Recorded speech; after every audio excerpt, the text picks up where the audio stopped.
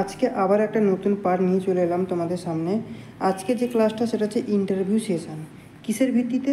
না, আমাদের যে পিএসসি যে ইন্টারভিউটা হতে চলেছে, মানে আমাদের সিভিলের এখনও যদিও রেজাল্ট বেরায়নি, ইলেকট্রিক্যাল মেকানিক্যালের রেজাল্ট বেরিয়ে গেছে। এর মানে সিভিলের কিন্তু আর বেশি সময় লাগবে না, ঠিক আছে? খুব তাড়াতাড়ি কিন্তু রেজাল্ট দিয়ে দেবে এবং রেজাল্ট তো চলে আসবে, কিন্তু আমাদেরকে ইন্টারভিউর জন্য কিন্তু তৈরি হয়ে নিতে হবে। তো আমি কি ভেবেছি না, প্রত্যেকটা সাবজেক্টের প্রথম চ্যাপ্টার ধরে ধরে ইম্পর্ট্যান্ট পয়েন্টগুলো এই ভিডিওর আকারে তোমাদের সাথে শেয়ার করার চেষ্টা করছি, ঠিক আছে? আজকে আমি 4টে সাবজেক্ট নিয়ে এসেছি। সর্বপ্রথম যেটা হচ্ছে স্টিল স্ট্রাকচার, তারপরে রয়েছে আমাদের স্ট্রেংথ অফ মেটেরিয়াল, তারপর হচ্ছে হাইওয়ে আর সয়েল। এই 4টের উপরে কিছু পয়েন্ট নিয়ে এসেছি, এভাবে কন্টিনিউ চলবে। সবগুলো সাবজেক্ট কিন্তু আমি তোমাদের সামনে তুলে ধরবো ইম্পর্ট্যান্ট পয়েন্টগুলো, যেগুলো তোমার ইন্টারভিউ ভিত্তিতে তোমাদেরকে প্রশ্ন জিজ্ঞাসা করা যেতে পারে, সেই রকম সাজেস্টিভ টাইপের প্রশ্নগুলো তোমাদের সামনে নিয়ে এসেছি। তো চলো আমরা ক্লাসটাকে শুরু করি।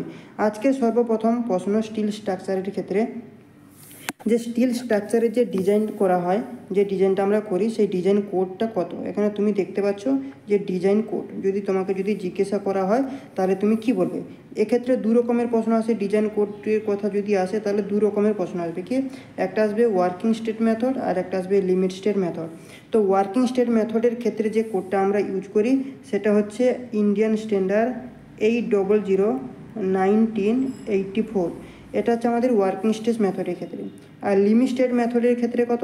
না, লিমিট স্টেটের মেথডের ক্ষেত্রে হচ্ছে ইন্ডিয়ান স্ট্যান্ডার্ড 800-2007। ঠিক আছে? এই দুটো তোমাদেরকে জানতে হবে। যদি জিজ্ঞাসা করেন তাহলে তুমি ওয়ার্কিং স্টেটের মেথডের ক্ষেত্রে এটা বলতে হবে 800-1984, আর লিমিট স্টেট মেথডের ক্ষেত্রে 800-2007। 1 নম্বর প্রশ্ন। দ্বিতীয় নম্বর প্রশ্ন কি বলছে দেখো। দ্বিতীয় নম্বর প্রশ্ন যেটা বলছে, per unit weight steel has তোমার হাই স্ট্রেংথ দেন কংক্রিট। এর মানে কি? এর মানে হচ্ছে তোমার কংক্রিটের জায়গায় স্টিলের স্ট্রাকচারকে কেন বানানোর জন্য আমরা প্রেফার করব। ঠিক আছে? এর অ্যান্সারটা তুমি কী দেবে? দেখো, এক্ষেত্রে আমি তোমাদেরকে দুটো অ্যান্সারের উত্তর দেওয়া, মানে অ্যান্সার দেওয়ার জন্য প্রেফার করব। সর্বপ্রথম 1 নম্বরে কি তোমরা বলবে? 1 নম্বর তুমি যেটা বলবে যে পার ইউনিট ওয়েটের স্ট্রেংথ স্টিলের বেশি হয়। কার থেকে? না, কংক্রিটের থেকে। এটা 1 নম্বর। এর জন্য কিন্তু আমরা কংক্রিটের জায়গায় স্টিলের স্ট্রাকচারকে আমরা ব্যবহার করি। দ্বিতীয় নম্বর কারণ তুমি কি বলবে? দেখো, দ্বিতীয় নম্বর কারণ তুমি এটা বলতে পারো যে ডিসঅ্যাডভান্টেজ। সবাই তো অ্যাডভান্টেজটা তো বলবে, কিন্তু ডিসঅ্যাডভান্টেজটা তুমি যদি বলো স্টিলের, তাহলে সেটা কিন্তু একটা তুমি পজিটিভ দিকে থাকবে। মানে কি? Main disadvantage of steel structure is high cost of its. মানে কি? মেন ডিসঅ্যাডভান্টেজ হচ্ছে তোমার হাইলি, মানে কস্টলি কিন্তু স্টিল স্ট্রাকচারটা হয়। ঠিক আছে? তো এটা তোমাকে বলে দিতে হবে যে main disadvantage of steel structure is high cost of its. Okay, গেল। 3 নম্বর প্রশ্ন কি বলছে?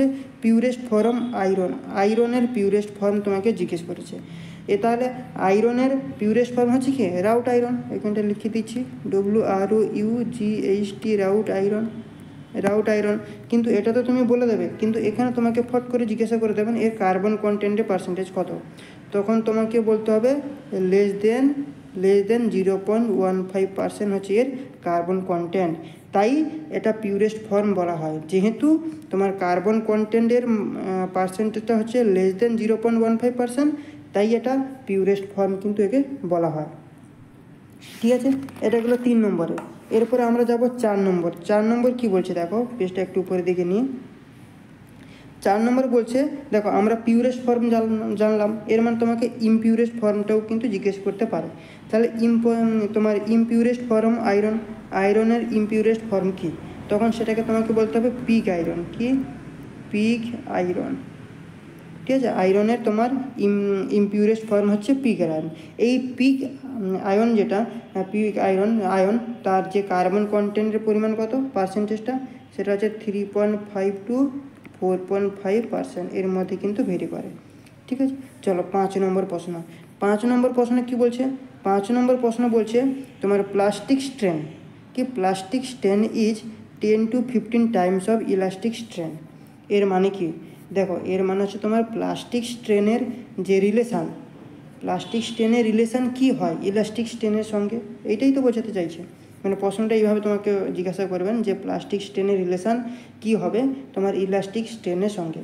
তখন তোমাকে বলতে হবে যে প্লাস্টিক স্ট্রেন সেটা হচ্ছে কত 10 থেকে তোমার 10 to 15 Times of elastic strain. তাই তো অ্যান্সারটা এখন লিখে রয়েছে 10 to 15 Times of elastic strain. এটাই হয়ে যাচ্ছে প্লাস্টিক স্ট্রেনের সঙ্গে ইলাস্টিক স্ট্রেনের সম্পর্ক মানে রিলেশান। চলো 6 নম্বর প্রশ্ন কি বলছে? 6 নম্বর প্রশ্ন বলছে in ductile material failure plane is at 45 degree. এর মানে দেখো ডাকটাইল ম্যাটেরিয়াল, ধরো এই একটা রয়েছে ডাকটাইল ম্যাটেরিয়াল, এই একটা রয়েছে ডাকটাইল ম্যাটেরিয়াল। এই ডাকটাইল ম্যাটেরিয়ালে আমরা ধরো দুদিকে এইভাবে কিন্তু ফোর্স দিয়ে দিলাম। যেই লোড দেব তখন এই ডাকটাইল ম্যাটেরিয়ালটা কীভাবে ফেলিওর হবে, কত ডিগ্রি অ্যাঙ্গেলে ফেলিওর হবে। দেখো ডাকটাইল ম্যাটেরিয়ালটা যখন ফেলিওর হবে না তখন সেটা কিন্তু এইরকম একটা কন্ডিশন চলে আসবে, মানে এই যে অ্যাঙ্গেলটা এই অ্যাঙ্গেলটা কিন্তু হয়ে যাবে আমাদের কত 45 ডিগ্রি। তাহলে ডাকটাইল ম্যাটেরিয়ালের লোড অ্যাপ্লাই করলে ম্যাটেরিয়ালটা ফেলিওর হবে 45 ডিগ্রি অ্যাঙ্গেলে, এটা তোমাকে জানতে হবে। এরকম ছোট ছোট প্রশ্ন কিন্তু তোমাকে জিজ্ঞাসা করবে, ঠিক আছে। চলো এরপরে 7 নম্বর কী বলছে ইন ব্রিটেল ম্যাটেরিয়াল ফেলিওর। দেখো যেহেতু ডাকটাইল ম্যাটেরিয়ালে ফেলিওর 45 ডিগ্রিতে হয় তখন ফট করে তোমাকে জিজ্ঞাসা করে দিতে পারেন যে ব্রিটেল ম্যাটেরিয়ালটা ফেলিওর কীভাবে হয়। সিমিলারলি একই রকমই বলবো। তো ব্রিটেল ম্যাটেরিয়ালের উপরে যখন আমরা লোড দেবো তখন ব্রিটেল ম্যাটেরিয়ালটা যে ফেলিওর হবে কীরকম বলো তো, এইখানটা এইভাবে কিন্তু ক্র্যাক আসবে, এভাবে ক্র্যাক আসবে এবং এইটা কত না তোমার 90 ডিগ্রি অ্যাঙ্গেলে কিন্তু ফেলিওর হবে, কত 90 ডিগ্রি অ্যাঙ্গেল। মানে ব্রিটেল ম্যাটেরিয়ালে লোড অ্যাপ্লাই করলে 90 ডিগ্রি অ্যাঙ্গেলে কিন্তু ফেলিওর হবে। ওকে চলো এরপর আমরা যাব 8 নম্বর। 8 নম্বর কী বলছে দেখো, 8 নম্বর বলছে if elastic strain is greater than 5% it is called ductile material. মানে হচ্ছে যে কোনো ম্যাটেরিয়ালে ইলাস্টিক স্ট্রেনের ভ্যালু যদি 5%-এর বেশি হলে সেই ম্যাটেরিয়ালকে আমরা কি বলবো, ডাকটাইল ম্যাটেরিয়াল। ওকে এটা একটা ছোট্ট একটা পার্ট ছিল, তোমাকে জিজ্ঞাসা করতেই পারে, ঠিক আছে। 9 নম্বর কী বলছে দেখো, 9 নম্বর বলছে ইফ তোমার elastic strain is less than 5%। আচ্ছা যদি ইলাস্টিক স্ট্রেন যদি লেস দেন 5% হয় তখন সেটাকে আমরা ইট ইজ কল কী বলবো তোমার ব্রিটেল ম্যাটেরিয়াল, তাই তো। যদি লেস দেন 5% হয় ইলাস্টিক স্ট্রেন তাহলে সেটাকে আমরা কী বলবো তোমার ব্রিটেল ম্যাটেরিয়াল, ঠিক আছে। আর যদি তোমার গ্রেটার দেন 5% হয় তাহলে সেটাকে আমরা কী বলছিলাম, ডাকটাইল ম্যাটেরিয়াল। এইগুলো কনফিউশনের প্রশ্ন, কনফিউশন হওয়া যাবে না, তাই প্রত্যেকটা চ্যাপ্টার ধরে ধরে আমি তোমাদের সাথে আলোচনা করছি। চলো 10 নম্বর। 10 নম্বর হচ্ছে mild steel is more elastic than rubber. এর মানে কি, মাইল স্টিলের ইলাস্টিসিটি বেশি হয় কার থেকে, রাবারের থেকে। এটা কিন্তু এটা সম্পর্কে আমি যখন সাবজেক্টগুলো পড়াই তখন কিন্তু খুব ভালো করে কিন্তু তোমাদের সামনে কিন্তু এক্সপ্লেন করেছিলাম। যারা রেগুলার আমার ভিডিওগুলো ফলো করে তারা কিন্তু এর পুরো এক্সপ্লেনটা কিন্তু করতে পারবে কেন। চলো 11 নম্বর। 11 নম্বর হচ্ছে আইআরসি ওয়াজ ফর্ম ইন। আচ্ছা এর আগে তোমাকে জিজ্ঞাসা করতে পারেন এই আইআরসির ফুল ফর্ম কি, তখন তোমাকে বলতে হবে ইন্ডিয়ান রোড কংগ্রেস। কি ইন্ডিয়ান, এখানটা লিখে দিচ্ছি ইন্ডিয়ান রোড কংগ্রেস, ঠিক আছে। মানে দেখো এই 10 নম্বর পর্যন্ত গেল তোমার স্টিল আর স্ট্রেংথ অফ মেটেরিয়ালের প্রশ্ন। এবারে হাইওয়ের দিকে যাচ্ছি। হাইওয়ের প্রথম প্রশ্ন যে IRC full form Indian road Congress. তখন তোমাকে জিজ্ঞাসা করতে পারেন যে আইআরসি মানে ইন্ডিয়ান রোড কংগ্রেস ওয়াজ ফর্ম মানে কত সালে সেটা অ্যাক্ট হয়েছিল, তখন তোমাকে বলতে হবে 1928-এ কিন্তু এটা অ্যাক্ট হয়েছিল ইন্ডিয়ান রোড কংগ্রেস। তারপরে এই দেখো 12 নম্বর কী বলছে, star and greed pattern adopt in India. মানে কীরকম, মানে প্রশ্নটা তোমার এইভাবে দাঁড়াবে যে কীরকম প্যাটার্ন অ্যাডপ্ট করা হয় ইন্ডিয়াতে, তখন তোমাকে বলতে হবে এই star and greed road pattern. Star এবং গ্রিড রোড প্যাটার্নটা আমরা ইন্ডিয়াতে অ্যাডপ্ট করি, কারণ হচ্ছে রোডের ফরমেশান ভালো যাতে হয়, মানে এই স্টার এবং গ্রিড প্যাটার্নে রোডের ফরমেশানটা ভালো হয়, তাই কিন্তু ইন্ডিয়াতে এটা অ্যাডপ্ট করা হয়। 13 নম্বর প্রশ্ন। 13 নম্বর প্রশ্ন বলছে দেখো in SSD reaction time. SSD full form কি, স্টপিং সাইড ডিস্টেন্স। এই স্টপিং সাইড ডিস্টেন্সের যে রিয়াকশান টাইম, সেই রিয়াকশান টাইম হচ্ছে তোমার 2.5 সেকেন্ড। রিয়াকশান টাইম কত, 2.5 সেকেন্ড, ঠিক আছে। চলো 14 নম্বর। 14 নম্বর বলছে স্টপিং সাইড ডিস্টেন্সটা মানে কার সামনে হবে, ঠিক আছে। বা তুমি এটা বলতে পারো স্টপিং সাইড ডিস্টেন্স কার সমান হয়, তখন তোমাকে বলতে হবে স্টপিং সাইড ডিস্টেন্সটা lag distance plus braking distance, এই দুটোকে যদি আমরা যোগ করে দিই তাহলে এই দুটোর সঙ্গে সমান হবে স্টপিং সাইড ডিস্টেন্স, মানে লেগ ডিস্টেন্স প্লাস ব্রেকিং ডিস্টেন্সের সমান হবে স্টপিং সাইড ডিস্টেন্স। 14 নম্বর গেল। চলো এরপর আমরা যাব 15 নম্বরে। 15 নম্বর কী বলছে দেখো, তোমার আইএসডি, ঠিক আছে। 15 নম্বর বলছে আইএসডি। তো আইএসডি ফুল ফর্ম কি না, ইন্টারমিডিয়েট সাইড ডিস্টেন্স, কি intermediate side distance, intermediate side distance. তো এই যে ইন্টারমিডিয়েট সাইড ডিস্টেন্স কার সঙ্গে সমান হবে, মানে সেটা হচ্ছে কি 2 ইন্টু স্টপিং সাইড ডিস্টেন্সের কিন্তু সঙ্গে সমান, ঠিক আছে। 16 নম্বর হচ্ছে দেখো minimum length of overtaking zone. Overtaking জোনের মিনিমাম লেন্থ কত, সেটা হচ্ছে কত 3 ইন্টু ওভারটেকিং সাইড ডিস্টেন্স। আর এর ম্যাক্সিমাম লেন্থ কত, দেখো ম্যাক্সিমাম লেন্থ ওভারটেকিং সাইড জোনের কত হয় না, সেটা হচ্ছে কত 5 ইন্টু ওভারটেকিং সাইড ডিস্টেন্স, ঠিক আছে, 5 ইন্টু ওভারটেকিং সাইড ডিস্টেন্স। চলো এরপর আমরা যাব 18 নম্বরের প্রশ্নের দিকে। 18 নম্বরের প্রশ্ন কী বলছে, 18 নম্বর প্রশ্ন বলছে তোমার ম্যাক্সিমাম সুপার এলিভেশন, ঠিক আছে। এখানে অনেকগুলো প্রশ্ন তৈরি হয়, এই যে ম্যাক্সিমাম সুপার এলিভেশন মানে এখান থেকে তোমাকে অনেকগুলো তো পার্ট আছে, যেমন প্লেন এবং রোলিং টেরেন্ট, ঠিক আছে, হিলি টেরেন্ট, আরবান টেরেন্ট, ঠিক আছে। তো এগুলোর সুপার এলিভেশন তোমাকে জিজ্ঞাসা করবেন যে প্লেন এবং রোলিং টেরেন্টের ক্ষেত্রে তোমার ম্যাক্সিমাম সুপার এলিভেশন কত হয়। এই 1 নম্বরে দেখো প্লেন এবং রোলিং টেরেন্টের ক্ষেত্রে ম্যাক্সিমাম সুপার এলিভেশন কত, মানে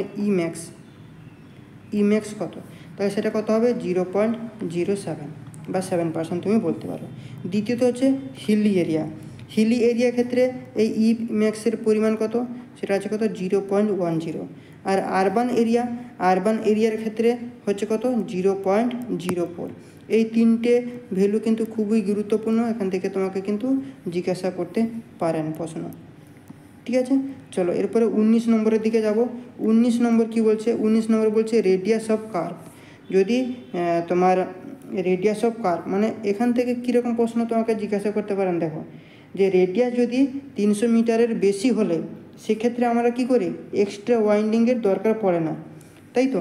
তাই এখানে দেখো কি বলছে, রেডিয়াস অফ কার্ভ যদি 300-র বেশি হয়ে যায় তাহলে no need to provide extra ওয়াইন্ডিং। রেডিয়াস যদি 300 মিটারের বেশি হলে সেক্ষেত্রে কিন্তু আমরা এক্সট্রা ওয়াইন্ডিংয়ের দেওয়ার দরকার পড়বে না। দেখো 20 নম্বর প্রশ্ন কি বলছে, an ideal transaction curve is a dash. তাহলে আইডিয়াল ট্রানজ্যাকশন কার্ভ কাকে বলবো, যেটা স্পাইরাল কার্ভ সেটাকেই তো আমরা আইডিয়াল ট্রানজ্যাকশন কার্ভ বলি, তাই না। যেটা স্পাইরাল কার্ভ সেটাকেই আমরা আইডিয়াল ট্রানজ্যাকশন কার্ভ আমরা কিন্তু বলি। এটা গেল হাইওয়ের পার্ট। এরপর আমরা সয়েলের পার্টের ক্ষেত্রে যাচ্ছি। আমি আজকে 4টে সাবজেক্টের উপরে আলোচনা করবো বলেছিলাম, একটা হচ্ছে স্টিল, দ্বিতীয়ত সোম, তারপরে হাইওয়ে আর সয়েল। তো এই 3টে হয়ে গেল। এবারে হাইওয়ে তোমার সয়েলটা বাকি রয়েছে, সয়েলটার দিকে যাব। সয়েলের প্রথম প্রশ্ন তোমাকে জিজ্ঞাসা করতে পারেন, ইভেন কেএমসি কি পিএসসি এই যে লেটেস্ট যে হলো সেক্ষেত্রে কিন্তু দিয়েছিল যে ফাদার অফ সয়েল মেকানিক্সের ফাদার কে, তাহলে সেটা তোমাকে কি বলতে হবে যে কার্ল তারজাগি। এখানটা লিখে দিচ্ছি, কার্ল তারজাগি সয়েল মেকানিক্সের ফাদার। দ্বিতীয়ত 22 নম্বর প্রশ্ন কি, the process of formation of soil ফরমেশনের প্রসেসকে আমরা কি বলি, পেটোজেনেসিস। কি বলা হয়, পেটোজেনেসিস। লিখে দিচ্ছি পেটোজেনেসিস। তোমার ফরমেশনের প্রসেসকে, সয়েল ফরমেশনের প্রসেসকে আমরা কি বলি, পেটোজেনেসিস, ঠিক আছে। 23 নম্বর কি বলেছে দেখো, 23 নম্বর হচ্ছে জিওলজিক্যাল সাইকেল অফ তোমার ফরমেশন অফ সয়েলের যে জিওলজিক্যাল যে ফরমেশনটা হয় সেটা এখানে জিজ্ঞেস করছে। কী ফরমেশন হয় দেখো, সর্বপ্রথম কি হয়, 1 নম্বর তোমাকে থাকবে রক, এবং রক থেকে যেটা পরিবর্তন হয়ে যাচ্ছে কি মানে তোমার সেকেন্ডে যেটা চলে যাবে সেটা হচ্ছে ওয়েদারিং, এবং ওয়েদারিংয়ের জন্য 3 নম্বরের যে পার্টটা হয়ে যাবে কি তোমার ট্রান্সপোর্টেশন,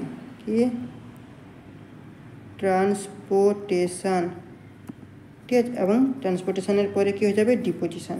এখানটা লিখে দিচ্ছি 4 নম্বরে ডিপোজিশন। ডিপোজিশন। মানে যদি সার্কেলটা যদি আমি এইভাবে যদি অঙ্কন করি, তাহলে ধরো এটা ফার্স্ট পার্ট, প্রথমে এখানে থাকবে কি রক, রকের পরে সেকেন্ড পার্টে কি থাকবে ওয়েদারিং, এবং তৃতীয় নম্বর হচ্ছে কি ট্রান্সপিরেশন, 4 নম্বর কী হবে ডিপোজিশন, ঠিক আছে। এবং ডিপোজিটের পরে কিন্তু আবার রকে গিয়ে পরিণত হয়ে যাচ্ছে।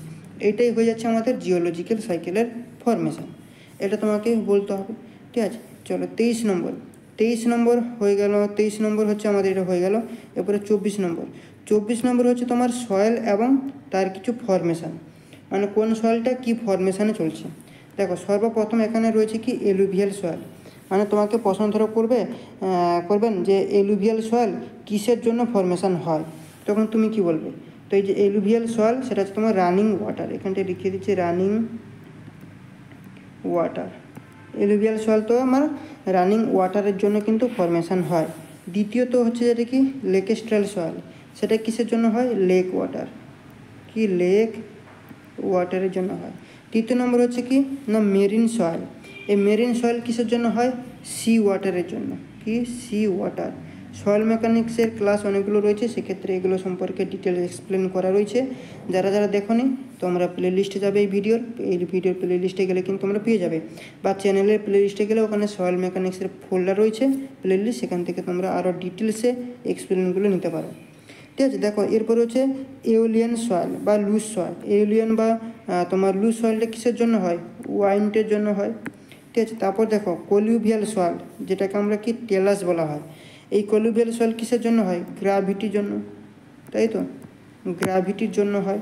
এবং দেখো 5 নম্বর যেটা রয়েছে তোমার গ্লেসিয়াল সয়েল, ঠিক আছে। গ্লেসিয়াল সয়েল কিসের জন্য হয়, আইসের জন্য হয় গ্লেসিয়াল সয়েল। আর বেন্টোনাইট সয়েলটা সেটা হচ্ছে তোমার ভলকানিক আস্ক, কি ভলকানিক আস্ক, এটার জন্য কিন্তু বেন্টোনাইট সয়েলটার ফরমেশন হয়।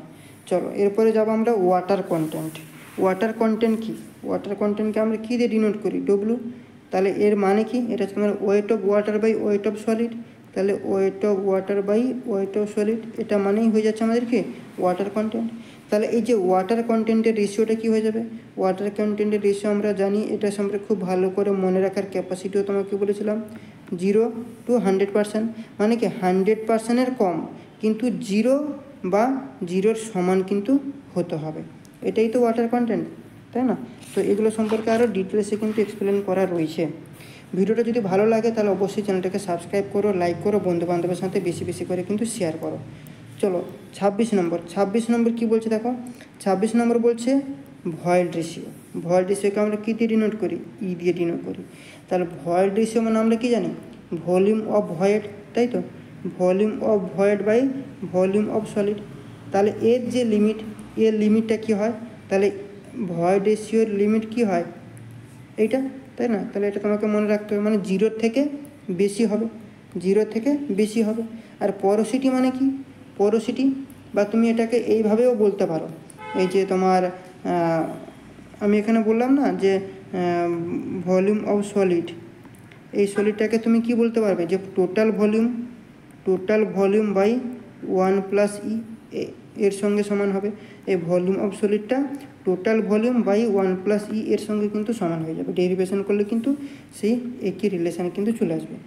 চলো নেক্সট হচ্ছে তোমার পোরোসিটি। পোরোসিটি মানে কি, আচ্ছা পোরোসিটি মানে এইভাবেই লিখি এনের মতন, ইটা যেটাকে বলা হয়। পোরোসিটি মানে হচ্ছে তোমার volume of void by volume of total volume, এর লিমিট কি, দেখো এর লিমিট হচ্ছে তোমার 0 থেকে বেশি হবে এবং 100, মানে তোমার 0 থেকে 100% থাকছে এর লিমিটেশান। কিন্তু এটাকে এর যে আর একটা কন্ডিশান রয়েছে, এইভাবে তোমাকে জিজ্ঞাসা করতে পারেন যে 1+E = 1/1 - n হয় কি না, তখন তোমাকে বলতে হবে হ্যাঁ এটাও হয় পোরোসিটির ক্ষেত্রে। এবং এখানে ভয়েড রেশিও পোরোসিটির উপরে কোনটা বেশি ইফিসিয়েন্সি সেটা সম্পর্কেও কিন্তু তোমাকে জিজ্ঞাসা করতে পারে, সেটা সম্পর্কে আমি ভিডিও বানিয়ে অলরেডি আগের দিন দিয়েছিলাম, ঠিক আছে। চলো 28 নম্বর হচ্ছে তোমার ডিগ্রি অফ স্যাচুরেশান। আচ্ছা ডিগ্রি অফ স্যাচুরেশানকে আমরা এস দিয়ে ডিনোট করি, এর মানে কি volume of water by volume of void. এর রেশিও কত, দেখো এর রেশিও হচ্ছে S > 100, মানে এসের ভ্যালু তোমার 1 হতে পারে, আবার এসের ভ্যালু তোমার 100%, এর মানে কি যদি এস ইজগুল টু 1 এবং এস ইজগুল টু 100% যদি হয়, এর মানে সয়েলটা কী সয়েল? ফুললি স্যাচুরেটেড সয়েল হবে, তাই না? তো এইরকম ঘুরিয়ে ফিরিয়ে কিন্তু প্রশ্নগুলো করবেন।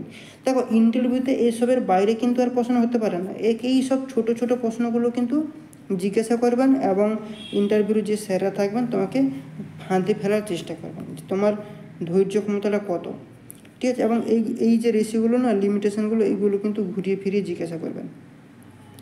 চলো 29 নম্বর কী বলছে দেখো। 29 নম্বর যেটা বলছে তোমার ইয়ার কন্টেন্ট, ঠিক আছে? ইয়ার কন্টেন্টকে আমরা কী লিখি? এসি এইভাবে লিখি। ইয়ার কন্টেন্ট মানে কি? Volume of air by volume of void, কিন্তু এর যে লিমিটেশন কি? এর লিমিটেশন হচ্ছে এসি 100%, তাই তো? এই লিমিটেশনটা এটা, তাই এটাও কিন্তু তোমাকে মনে রাখতে হবে। লাস্ট প্রশ্ন যেটা, সেটা হচ্ছে কি না তোমার percentage of air void, air ভয়েডের পার্সেন্টেজ। আচ্ছা ইয়ার ভয়েডটাকে আমরা এন এইভাবে লিখি, এটা হচ্ছে কি volume of air by volume of total solid, আর এর যে লিমিটেশনটা হচ্ছে কত? ইয়ার ভয়েড মানে 0 থেকে বেশি বা 0 সমান হবে, কিন্তু 100 তোমার এনের থেকে 100টা কিন্তু বেশি হবে, তাই তো? এভাবে কিন্তু তোমাকে প্রশ্নটা কিন্তু জিজ্ঞাসা করবেন। এর আরও অনেকগুলো পার্ট রয়েছে, সেটা নেক্সট পার্টে আসবে। তো ফার্স্ট পার্টটা কেমন লাগলো তোমরা প্রত্যেকেই কিন্তু কমেন্ট সেকশনে কমেন্ট করো। ক্লাসটা যদি ভালো লেগে থাকে অবশ্যই চ্যানেলটাকে সাবস্ক্রাইব করো, লাইক করো, বন্ধুবান্ধবের সাথে বেশি বেশি করে শেয়ার করো। চলো আজকের সেশনটা এখানটা শেষ করছি, নেক্সট পার্টে আবার দেখা হবে, ততক্ষণের জন্য থ্যাংক ইউ। চলো বাই।